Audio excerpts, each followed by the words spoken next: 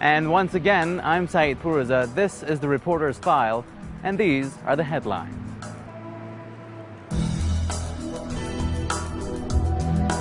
Could this be the solution to Pakistan's energy crisis? What's life like in the poorest of Arab countries? A Palestinian family stuck between Israeli troops and settlers. And Salafist attacks sparking outcry in Tunisia. Who exactly are they? Historically, obtaining hydrogen from water proved difficult for scientists, and those who attempted it were either killed or abducted by oil cartels with vested interests. But that never stopped the scientists. The latest example of that in Pakistan, where scientists are trying to introduce hydrogen as an alternative to gas and diesel fuels. And as Press TV's Javed Rana reports, it could well end Pakistan's long-standing energy crisis.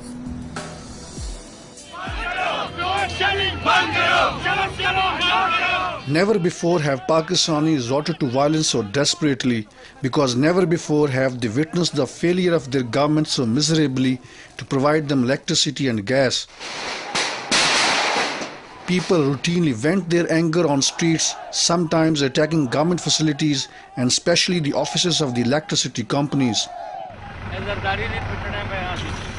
The deserted roads and standing vehicles without fuel is just tip of the iceberg of the massive scale of energy crisis in Pakistan.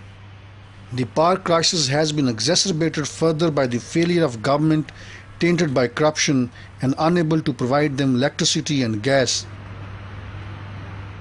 But far from the corridors of power, there may be a unique solution to end the energy crisis. We travel over 100 kilometers east of Islamabad to see the wonders of a pilot project to address the energy crisis near the city of Jhelum. This is a countryside area some 15 kilometers south of the main urban center, where a resourceless scientist is successfully experimenting to reduce the heavy reliance on traditional fuels like petrol, diesel and compressed natural gas. Necessity is the mother of invention. The unprecedented energy crisis has driven a Pakistani scientist in a remote village to come up with a unique, innovative solution. Behind me is a research center where the Pakistani scientist has managed to use water as a major fuel input to run all kinds of vehicles. And I like a lot of people. Dr. Ghulam Sarwar is the scientist behind an innovative technology. He discovered the technology accidentally when he was trying to enhance the power of his limousine. To start the generator. This is the hydrogen generator he has specially manufactured. The task of the generator is to split the water into hydrogen and oxygen, a chemical formula better known as H2O. The generator, after splitting the water into hydrogen and oxygen, transport both gases through a filter to the chamber of engine. The hydrogen works as a burning flame along with any available fuel such as petrol or diesel. And this is the water reservoir to feed the water to the generator. When water goes to the generator and its electrolysis from the battery, water separates and hydrogen and oxygen start coming out. This gas come from water and is dumped. When it go there, it's dry and then it go to the engine. The cars running on hydrogen do not emit carbon smoke, but interestingly environment-friendly oxygen. The hydrogen as a fuel input has turned out to be at least 50% more powerful than diesel or petrol. Wow, the pic is great! The addition of hydrogen not only enhances the power of vehicles, but more importantly reduces 60% consumption of running fuels such as diesel, petrol or compressed natural gas. Dr. Server believes the hydrogen can be used as a 100% single fuel not only in vehicular transport but also in planes and industrial machinery. This is the hydrogen.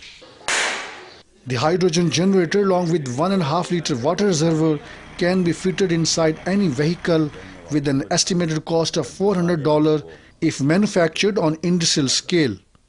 गाड़ियों के साथ-साथ आप electric generation में This hydrogen technology can be used for producing electricity. Every home can be switched over to the hydrogen-based electricity. And also, this can be used for tube wells in the agriculture. और irrigation pump चलाने के लिए भी इसको इस्तेमाल किया.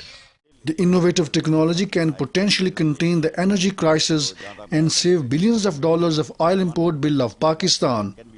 However, the technology may be now a threat to the life of its inventor. Threats, people rung me many times saying, stop this nonsense what you are doing in Pakistan, and we break your legs, we will kill you, we will shoot you, this kind of nonsense. In past, if you see the history of hydrogen, many scientists been killed and many kidnapped and many never know where they gone. Nobody know where they gone. Reason being? Reason being that the oil tycoons, they don't like them. If this device becomes popular and becomes very common in use, their profits may come down in terms of level of consumption of oil coming down. Their profits may dwindle. That's their greed for profit, for unnecessary and unreasonable profits which they are making at present. But the scientist has his own unique way of countering threats. The hydrogen comes into this hose pipe. The scientist is passing down the technology to the next generation. Before people with a vested interest could possibly attempt to assassinate him, the government, instead of helping him, is discouraging him, perhaps out of sheer ignorance or maybe because of the strong influence of oil cartels in government decision-making. Javed Rana, Press TV, Jhelum. As the tidal wave of change sweeps across Yemen, one fact remains unchanged. Yemen is the poorest of all Arab states. It's facing an unprecedented humanitarian situation. And economic experts say that more than half of the country's population lives under the poverty line. Muhammad Al-Attab reports. Abdu Uthman Abdullah is one of the displaced people who fled the war-torn region of Abiyan to the south of the country, has sought refuge at the Sana'a train square. As he left his wife and 4 daughters facing their fate in Aiden's camp for displaced people, Abdu Uthman came to Sana'a to seek government's help as the refugees' humanitarian situation is greatly deteriorating. Abdu Uthman lost his house in one of the clashes that took place between government forces and what is believed to be members of Al-Qaeda. My house was ravaged by missile attacks, as many other houses have also totally been destroyed. I've lost all my belongings. We fled to save our lives, leaving nothing behind. He slammed the Yemeni government for allowing a foreign country to violate the sovereignty of the nation and participate in a war that could have been resolved by dialogue. When US drones rage and attack, they mostly kill innocent people because they do not know exactly who is innocent and who is a combatant. Political analyst Abdel Ghani Al-Aryani says that his humanitarian organization 2007 has warned the deposed regime of a catastrophic humanitarian situation, but his call has fallen into deaf ears. We tried to pressure the government of Yemen to issue an appeal for humanitarian aid, and the government refused because they feel that the honor and reputation of the glorious leader is more important than the lives of tens of thousands of starving people. Yemeni experts and aid agencies say that what has been allocated by donor countries who pledged to get Yemen out of its worst economic times is not enough. As unemployment rate has shot above 50% in a country where at least 42% of the population live in $2 a day. Economic experts say if the international donors countries did not respond as quickly as possible, Yemen would follow the Somali scenario. Clashes that have taken place between government forces and opposition tribesmen in Arhab region, 20 kilometers to the north of the capital, Sana'a, has greatly affected its people. Farms, artisan dwellings and villages have been totally destroyed, leaving the people with nothing to live on. As the prices of goods and products have unexpectedly risen high due to the increase of fuel prices, big percentage of Yemeni citizens have become under the poverty line. To add salt to the injury, nearly 500,000 Yemeni children have been announced by the UNICEF as susceptible to die by the end of 2012 of severe malnutrition if required humanitarian aids have not been met. Yemen is now the worst country in the world in terms of hunger, malnutrition, acute malnutrition, and children suffering from malnutrition to the extent of being wilting or stunted growth. To do anything about this, we need a massive international program. There is no way that the government of Yemen can handle this. Government officials say the country is likely to run a $2.5 billion budget deficit this year. Modest oil and gas exports, which were a vital source of foreign exchange for the government, have been hit by repeated attacks by tribesmen on pipelines since the unrest started last year. As the country rages its war against what it believes to be members of Al-Qaeda, supported by US Marines and drones, experts say if small sums of money spent on the war against Al-Qaeda has been spent on eradicating poverty, alleged terrorism wouldn't find its way into Yemeni society. I wonder, with all the money that's now pouring into fighting terrorism in Yemen, the cost of a few cruise missiles could feed tens of thousands of children and prevent these children from starving to death, or if they don't starve to death, from becoming terrorists in the future. A year of mass protest against the government and political turmoil which forced Yemen's long-time leader Ali Abdullah Saleh to quit in February has left the Arabian Peninsula state on the verge of bankruptcy. Political analysts say if more aid is not provided soon, a transition process which was brokered by US and Saudi Arabia to defuse the political turmoil may fall apart. Mohammed Al-Attab for Reporters File, Press TV, Sana'a. Although all Palestinians from the village of Kufr Kadum, west of Nablus, are suffering from the closure of the village's main road by the Israeli forces, the Ali family have got it the worst. Their family home is located on the closed road and is the closest Palestinian home to a nearby illegal Israeli settlement. Press TV's Hana Ghassis has sat down with the family. Imagine if your house was in the middle of a battle zone. Imagine that if you look out of the window of your house, you could see fully equipped occupation soldiers, military jeeps, skunk trucks, and military bulldozers, all prepared for combat.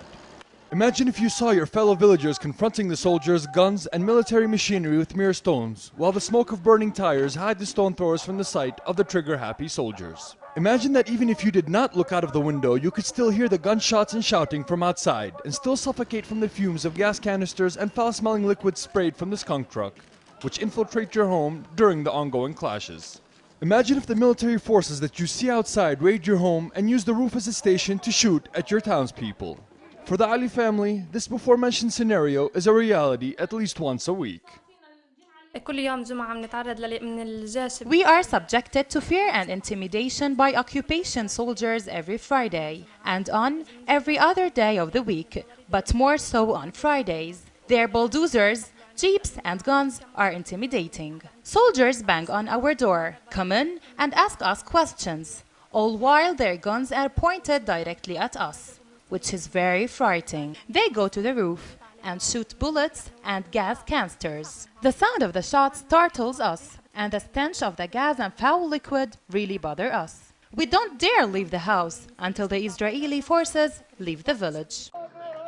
Every Friday afternoon prayer, residents of Kufr Qaddoum hold a demonstration in protest of the closure of the village's main road by Israel and end up clashing with Israeli forces who enter the village, instigate confrontations with the protesters, and disperse the peaceful Palestinian demonstration. Since the Ali home is located on the Kufr Qaddoum main road and is close to the Israeli roadblock, most confrontations between the demonstrators and occupation forces break out in front of the Ali house. The family suffers so much from the Israeli forces that international presence is required for the family's safety. Here in this house we have protective presence, as we say, because this family is suffering a lot during the demonstrations. They have soldiers on the roof every Friday, almost every Friday, and there are a lot of tear gas coming into the house, so the family is suffering. At the sight of Israeli forces entering the village, all of the family as well as the international companions left the rooftop and entered the house. The Ali family are forced to stay inside of the house during the confrontations for fear of being shot at by Israeli forces. And regardless of the heat, the windows and doors remain closed in order to prevent the tear gas and foul-smelling liquids from entering inside of the house.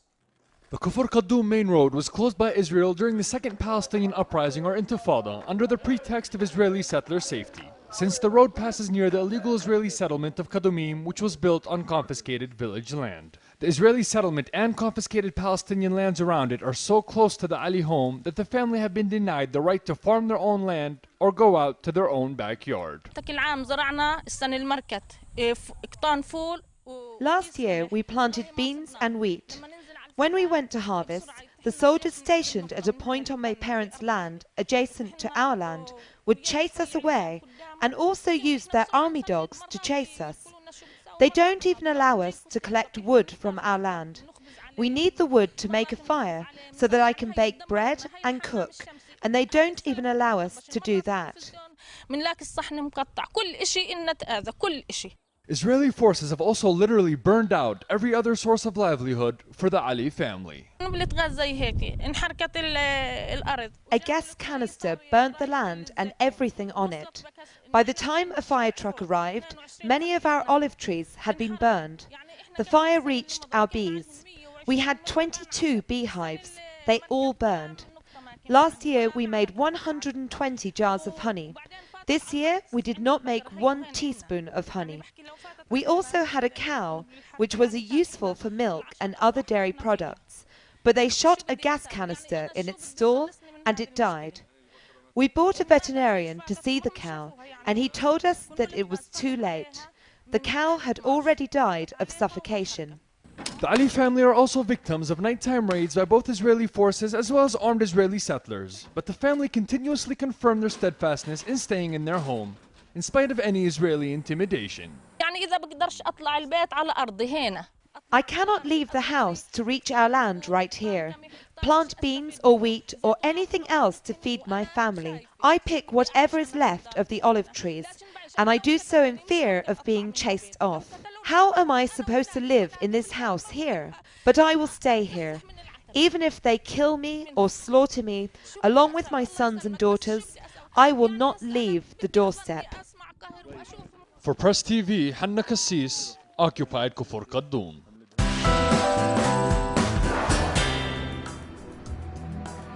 Tunisian artists have come under verbal and physical attacks of late by a group that have come to be known as the Salafists. Now they're saying that they felt like a minority group was limiting their freedoms. In reaction, they have taken to the streets to make their presence felt and to celebrate the freedom of expression. Adnan Shoshi reports. The unprecedented freedom that the Tunisian people have gained is a result of the revolution that has overthrown a dictator to give more liberty to the oppressed citizens. However, the concept of freedom has recently been misunderstood by some groups, described as Salafists. Tunisian Salafists feel disoriented after the revolution. Consequently, some individuals have aggressed artists throughout the country. The unjust and isolated acts have led to a protest movement against physical and verbal aggressions in Tunisia.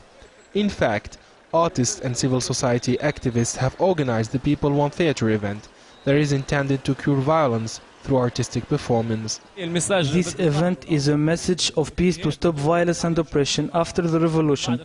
We're peacefully performing here to reach that noble goal. Jamal Medani, a well-known Tunisian actor, explains that Salafists are former victims of the brutality of the ousted President Ben Ali, who jailed thousands without charges. Accordingly, even moderate Muslims were not allowed to practice their religion and to show signs of repentance.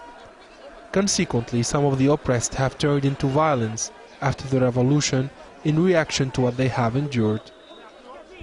The result of 23 years of the rule of the outside regime that limited the freedom of Muslims who practiced their religion. They were not allowed having beards and going to the mosque. Women were aggressed for wearing the Islamic veil, and thousands were jailed. Therefore, one can understand the feeling of the people who were oppressed in the past. Ines, the wife of the art teacher Rajab Mugri, has participated to the events organized by thousands of sympathizers. She addressed a message of peace to the aggressors of her husband. My message to the Tunisian people and to the aggressors of my husband is no to violence because it harms our noble revolution that we did for dignity and liberty, and not to fight against each other.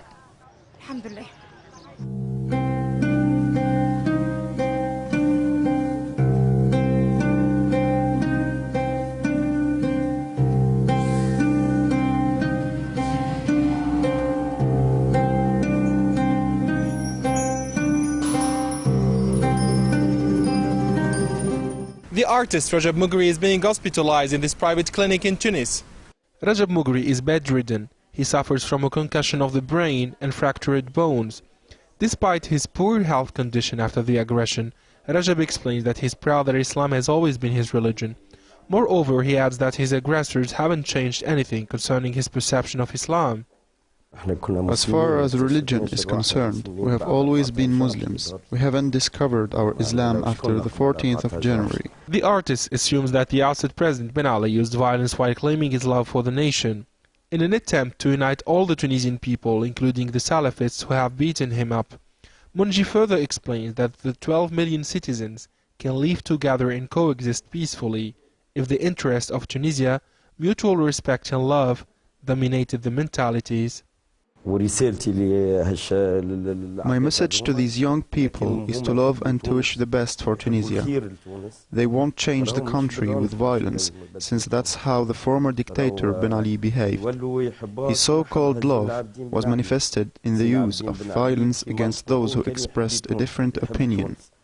Whether they belong to the right or the left, our youth should work hard to develop the country. Love will change Tunisia, nothing but love.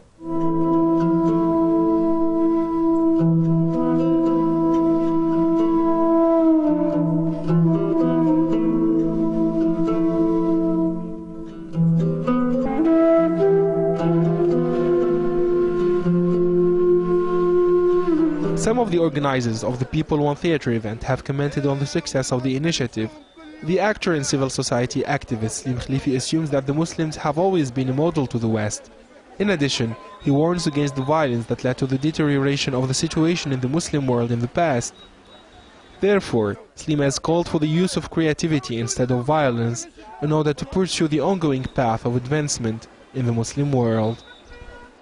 People forget that we were once ruling over Andalusia. The West used to learn from our creativity. Westerners had come to know about our science, art, medicine and politics. Our Muslim ancestors were great, but unfortunately we had lost everything as a result of violence. Now we exist again and nobody can eliminate us. Slim Khalifi has emphasized the harmony between Islam as a religion and art as a form of humanistic expression. I'm a Muslim, I practice my religion and I have an artistic creativity. I don't understand where the problem is. The young generations have attended and participated to the celebrations in the capital, Tunis, to show that the future is bright as long as communication and tolerance are respected between the people of Tunisia. I think that dialogue can change mindsets. It guarantees a better future for my son and all the Tunisian children. We can always solve our problems through dialogue. At the end of the cultural initiative, artists, politicians and activists have saluted the courage and the creativity of all those who have organized and participated to the first national event that has used art to protest against violence. In the People Want Theatre event, Tunisians have proved that they won't tolerate the return of tyranny and that they will use all peaceful means to make their voices heard. Adnan Shawishi, Press TV, Tunis. And that report wraps up this segment of the Reporter's File. Don't forget to email us your suggestions and comments at reportersfile@presstv.ir. Until we meet again, I'm Saeed Pourizan.